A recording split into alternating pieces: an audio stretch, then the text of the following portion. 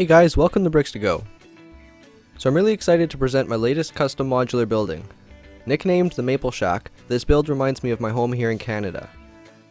I'm not really quite sure why, maybe it's the brown paneling and the balcony on the second floor, but this is besides the point. I just feel that with the amount of time I put into these builds, they deserve to be named. What do you think? Anyway, I'll stop rambling and we can get into the details of this build. I used a black base color for the walls and roof, with touches of brown paneling at the front and back, particularly around the windows. I also used these detailed support bars to add some detail and break up the monotonous flat wall. If there's one thing I do my best to avoid, it's creating flat walls with no depth or texture. I also added depth with the small extensions of the wall above the windows, as well as the brown paneling. Above the front entrance is the second floor balcony, which is quite small but big enough to fit a small reclining lounge chair and a table. This detail really breaks up the front of the build and creates a really unique shape to the building, which actually proved to be more of a challenge than I realized when designing it. I wanted to make the roof fit with the walls of the building and not overlap with the balcony, but because of this oddly shaped second floor, I had to do quite a lot of planning to make it work. After quite a few different attempts at creating the right angle and shape for the roof, I found the perfect spots to connect the roof hinges, and the rest just fell into place. It was quite challenging to create this double-peaked roof, but it's incredibly satisfying to see it completed. The gap at each peak is no more than a millimeter or two large, which doesn't even need to be covered up. It also lines up almost completely flush with the inside of the taller peak.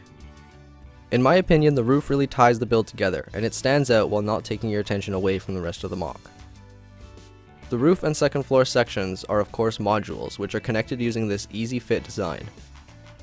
The round plates and boat studs are great for connecting the sections of the modular together without the hassle of a physical connection. If we take a look inside the first floor, there's a fully furnished entrance with the stairs off to the right, and a cozy living room area with a couch and a flat screen TV. The TV kind of blends in with the wall since they're both black, but I think that actually looks alright. It's as if the TV is disguised within the wall. Moving to the back of the first floor is the kitchen and dining area. The kitchen includes a fridge, sink, and plenty of counter space. Opposite the kitchen is the dining area with a fancy glass style dining room set and a shelf planter for some overhanging greenery. Also in the dining area is the rear entrance, which leads out to a small patio with a little garden. If we move up to the second floor, which is my personal favorite, there's a bedroom area with a small twin bed and a dresser with plenty of different drawers for clothes. I also added a mosaic painting hanging above the stairwell because I think art is important in a home, but I like to avoid using stickers and printed pieces when possible. But this brings me to the last part of the mock, which is the bathroom.